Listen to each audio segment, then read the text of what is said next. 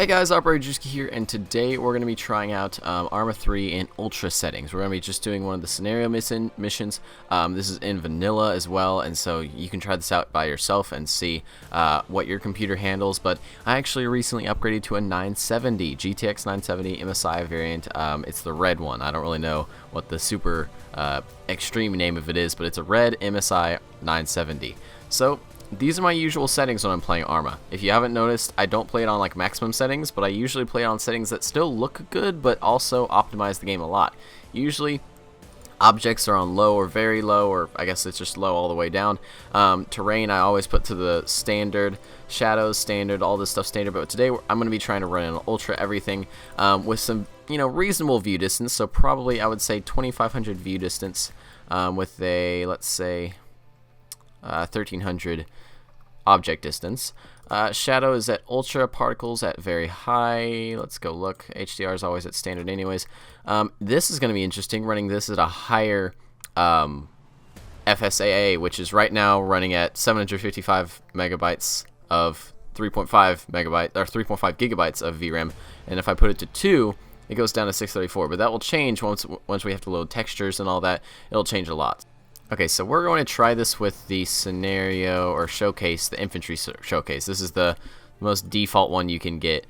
I'm leaving the text really big at the top of the screen. That might be annoying, but I'm leaving that big because I actually just recorded a little bit and it was way too small. You could barely even see it, so I'm keeping it big just so you guys can see it clearly. I'm going to be watching the video RAM really, really closely. 1080p at 8x anti-aliasing. We'll see what that's gonna do. And as you can see, only 1500 VRAM right now, which is pretty crazy. 66 FPS, really nice. Once we get on the ground, that's gonna make the big difference. And this is all on ultra settings as well. Shadows are maxed out, and I'm running a pure 60, which is really nice, honestly. Especially when in multiplayer, your FPS is determined by the server FPS, which is a terribly inefficient way of running servers. I don't really understand how that works. I don't know servers well enough to fix it, but it's a really weird way of running servers when the server FPS pretty much forces players' FPS, even if they have the best processor, best graphics card. It forces them to pretty much go to a lower FPS. So as you can see here, 50 FPS right now, doing really good, and the GPU is only using 66%, which is also pretty nice. Take out that little CSAT soldier there.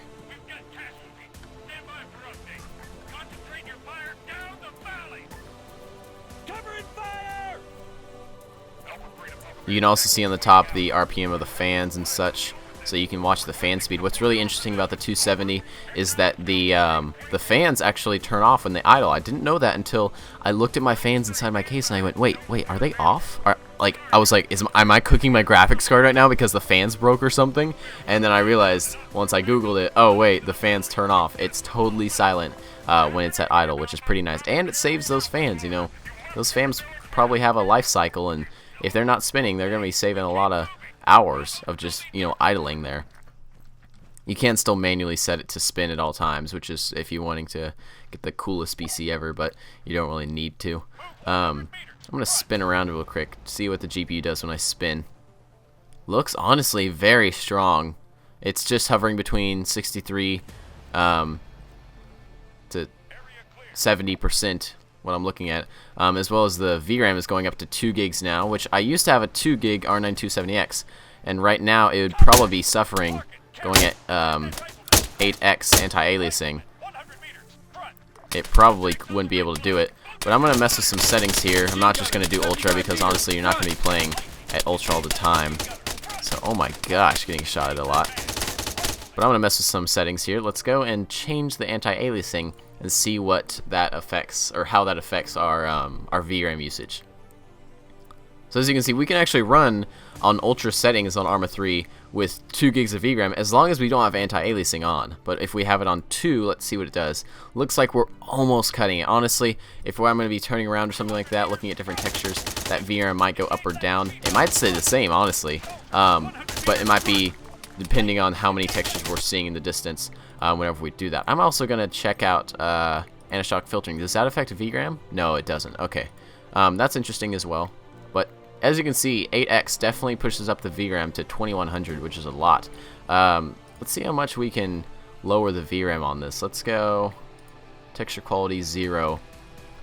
Wow, that lowers it to 1 gig, and that's with this on. So you can have a 1 gigabyte graphics card and still play ArmA 3, which is pretty crazy. Although that's ineffective, you can still play ArmA 3 at the lowest settings, which is pretty interesting. I wonder if, yeah, object detail, I didn't expect that to lower anything.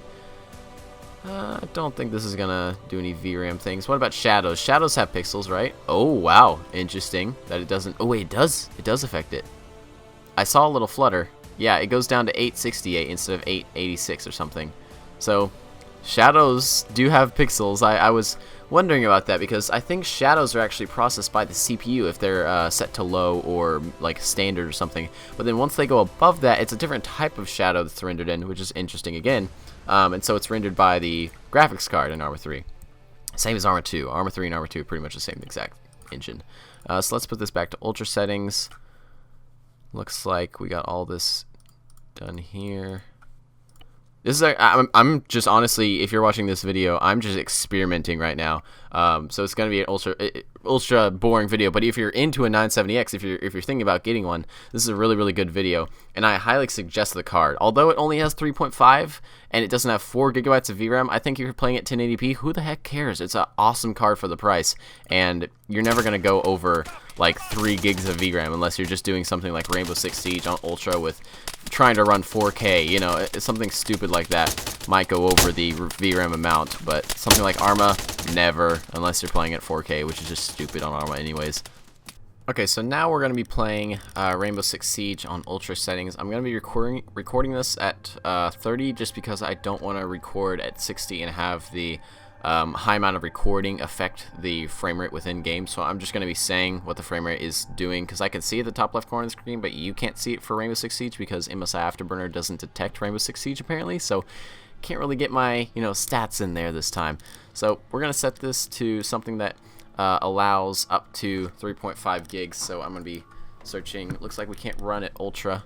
I'm shooting for something that's below 3.5 gigs because that's the actual VRAM amount. It's not 4 like it says, it's actually 3.5. So I want to shoot for something below that and stay below that. So it looks like everything else is on very high or ultra. So that's, I mean, this is at very high. It's saying 4 gigabytes of memory or more, yet at the bottom right it's saying that it's only going to use 3.2. I would trust the bottom right, honestly.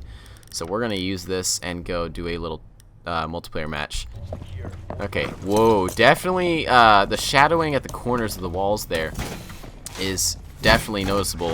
The HBAO, I think that's called, where it's not actual shadows, but it just detects if things are closer together than the other objects, so it shadows something that's near it, like it would in real life, because objects would create shadows.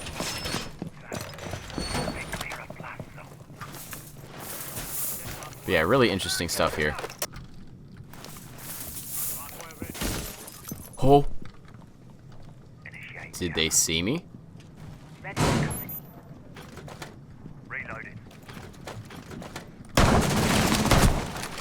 Oh my gosh.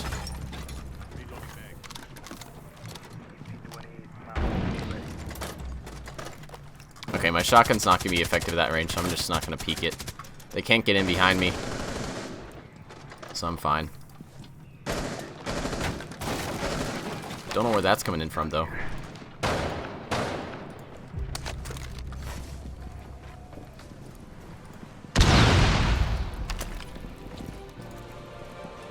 Okay, I'm guessing they're gonna